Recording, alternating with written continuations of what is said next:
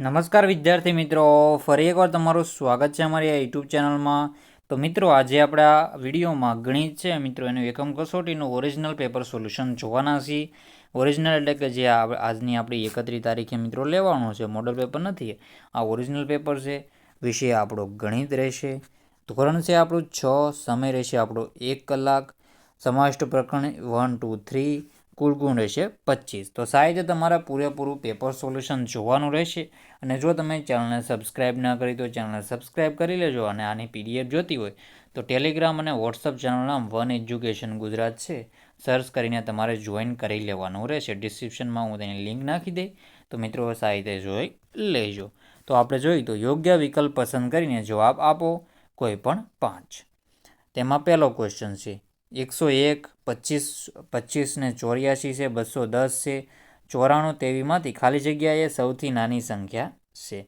તો આમાંથી સૌથી નાની સંખ્યા તમે જોઈ શકો છો. તેમાં આપણો આન્સર રહેશે 101 છે, એ આપણો આન્સર રહેશે.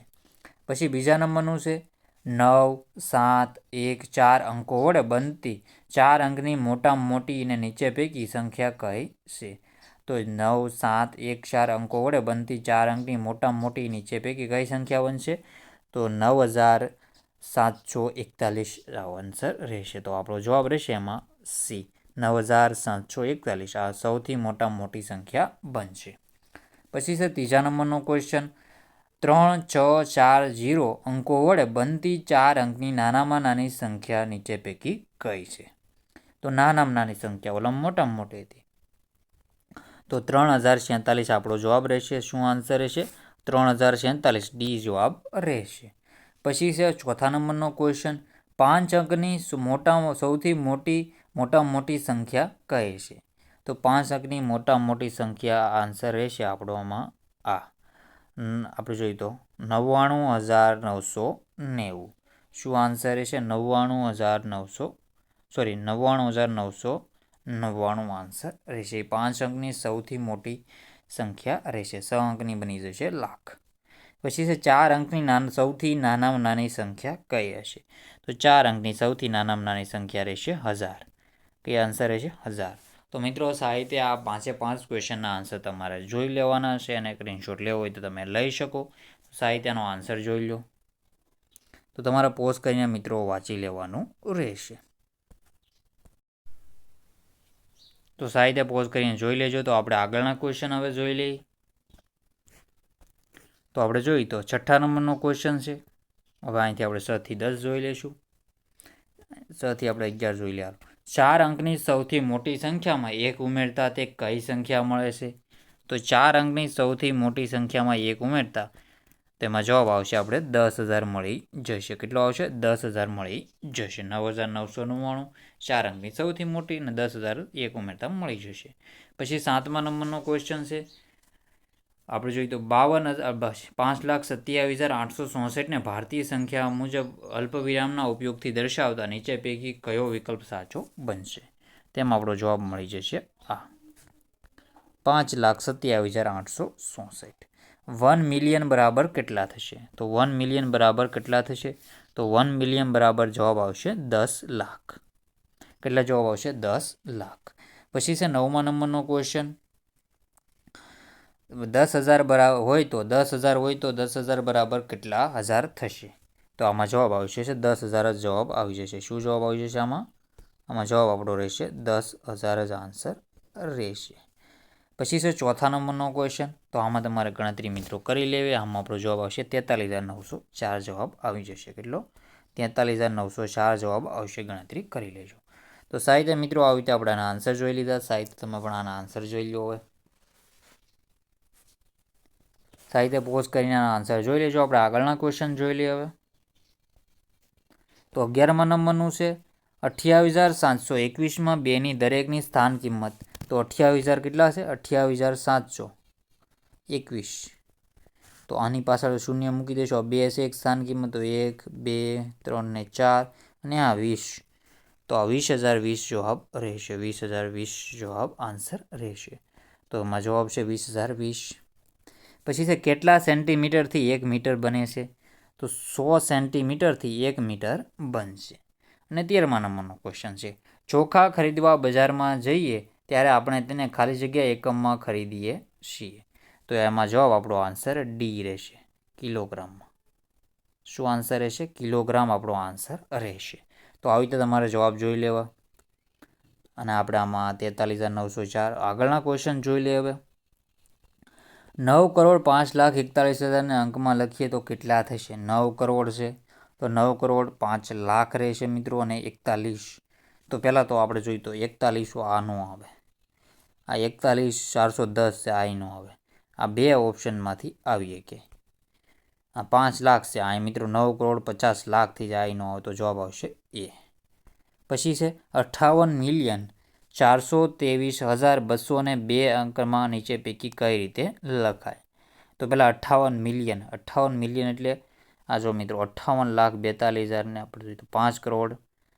પછી છે આપણે જોઈએ તો 5 કરોડ થવા જોઈએ, 58 ન આવે જોઈએ. 5,84,23,202 તો આ છે 5 કરોડ એ. પછી 58 મિલિયન છે તો આ 84,23,000, તો આ જવાબ મિત્રો આવશે. તો આવી રીતે આન્સર કરી લેવા. યોગ્ય વિકલ્પ પસંદ કરીને જવાબ આપો. નીચે આપણે જોઈએ તો નીચે પ્રાકૃતિક સંખ્યા પહેલાં પ્રાકૃતિક સંખ્યા મળતી ને છે. કઈ પ્રાકૃતિક સંખ્યાની પહેલાં પ્રાકૃતિક સંખ્યા મળતી નથી? તેમાં આપણો જવાબ રહેશે 1. પ્રાકૃતિક સંખ્યામાં શૂન્યને સમાવતા કઈ સંખ્યાનો સમૂહ મળે છે?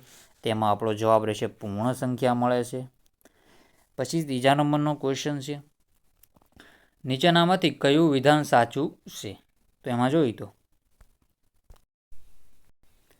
નીચેનામાંથી કયું વિધાન સાચું છે? તો એમાં દરેક પૂર્ણ સંખ્યા પ્રાકૃતિક સંખ્યા છે. ખોટું છે, દરેક પ્રાકૃતિક સંખ્યા છે એ પૂર્ણ સંખ્યા છે. તો એમાં જવાબ રહેશે આ. દરેક પ્રાકૃતિક સંખ્યા છે એ પૂર્ણ સંખ્યા છે. જેમ કે 0 છે, 1, 2, 3, 4 આ પૂર્ણ સંખ્યા છે, તો આ બધી પ્રાકૃતિક છે, તો પ્રાકૃતિકમાં સમાવેશ થઈ જશે. પછી આગળનો ક્વેશ્ચન છે, સૌથી નાની પૂર્ણ સંખ્યા કઈ છે? તેમાં આપણો જવાબ રહેશે 0. શૂન્ય જવાબ આવશે. શું જવાબ આવશે? એમાં આપણો શૂન્ય જવાબ મળી જશે. નીચેનામાંથી કઈ સંખ્યા પૂર્ણ સંખ્યા છે પરંતુ પ્રાકૃતિક સંખ્યા નથી? તો એ શૂન્ય. તો મિત્રો આવી રીતે સાહિત્ય મિત્રો જોડી લો. આન્સર આવી રીતે તમારે કરી લેવાના રહેશે. તો તમારે પોઝ કરીને સાહિત્ય વાંચી લેવાનું રહેશે. તો મિત્રો આગળના ક્વેશ્ચન જોઈ લઈએ હવે. તેમાં જોઈએ તો 6 નંબરનો ક્વેશ્ચન છે, સંખ્યા રેખા પર જમણી બાજુ સંખ્યાની ડાબી બાજુ સંખ્યા કરતાં કેવી હોય છે? તો મોટી હોય છે. પછી છે સૌથી નાની પ્રાકૃતિક સંખ્યા કઈ છે? તો સૌથી નાની પ્રાકૃતિક સંખ્યા કઈ રહેશે? તેમાં આપણો જવાબ રહેશે મિત્રો 1 છે, સૌથી નાની પ્રાકૃતિક સંખ્યા છે. પછી છે 10,000ની તરત પહેલાંની સંખ્યા કઈ હશે? તો 9,999 છે, 10,000ની તરત પહેલાંની સંખ્યા રહેશે. 9મા નંબરનો ક્વેશ્ચન છે, 8,999ની તરત પછીની સંખ્યા જણાવો. તો 8,999 તરત પછીની સંખ્યા રહેશે 9,000 આન્સર રહેશે.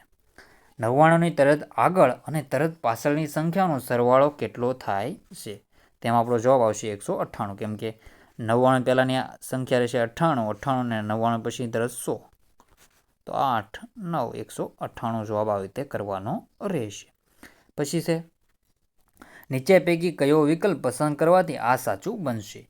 56,893 અને 56,983. તો એમાં જવાબ આપણો રહેશે આવી રીતે. તો શું જવાબ રહેશે? આ જવાબ રહેશે. તો આવી રીતે તમારે સાહિત્ય કરી લેવાનું રહેશે. તો મિત્રો આપણે આગળના ક્વેશ્ચન સાહિત્ય જોઈ લઈએ. પછી છે 12મા નંબરનું, ખાલી જગ્યા સિવાયની પ્રત્યેક પૂર્ણ સંખ્યાને એક પૂર્વવર્તી સંખ્યા હોય તો આ 0 રહેશે. ખાલી જગ્યા સિવાયની પ્રત્યેક પ્રાકૃતિક સંખ્યાનો એક પૂર્વવર્તી હોય છે, તો 1 જવાબ આવશે. આમાં શૂન્યનામાં 1 જવાબ રહેશે. આગળના ક્વેશ્ચન છે 14મા નંબરનો ક્વેશ્ચન છે, 9,998 અને 10,000 વચ્ચે કઈ સંખ્યા આવે છે? તેમાં આપણો જવાબ રહેશે આ. ડી જવાબ આવી જશે. પછી છે 15મા નંબરનો ક્વેશ્ચન, 1,008 અને 1,010 વચ્ચે આવતી સંખ્યા કઈ છે? તો 1,009 આન્સર રહેશે. તો આવી રીતે આન્સર કરી લેવાના રહેશે. તો મિત્રો હવે આપણે આગળ વધી જઈએ. યોગ્ય વિકલ્પ પસંદ કરીને જવાબ લખો. તો આ છે મિત્રો 15થી નાની કેટલી અવિભાજ્ય સંખ્યાઓ છે? આ બધા જ ક્વેશ્ચનના આપણે આન્સર છે મિત્રો પાર્ટ 2માં જોઈશું. કેમાં આપણે જોઈશું? પાર્ટ 2માં. પાર્ટ 2માં આપણે મિત્રો જોઈશું. તો પાર્ટ 2 માટે તમારે ચેનલને સબસ્ક્રાઈબ કરી લેવાની રહેશે. શું કરવાનું છે? ચેનલને તમારે સબસ્ક્રાઈબ કરી લેવાની રહેશે. અને બેલ આઇકન પણ દબાવી દેજો. તો તમે સારી રીતે સબસ્ક્રાઈબ કરી દેશો તો મિત્રો આપણે તરત વિડીયો લઈને આવી જઈશું. તો મિત્રો વિડીયોનો એન્ડ કરીએ છીએ. જય હિન્દ, જય ભારત.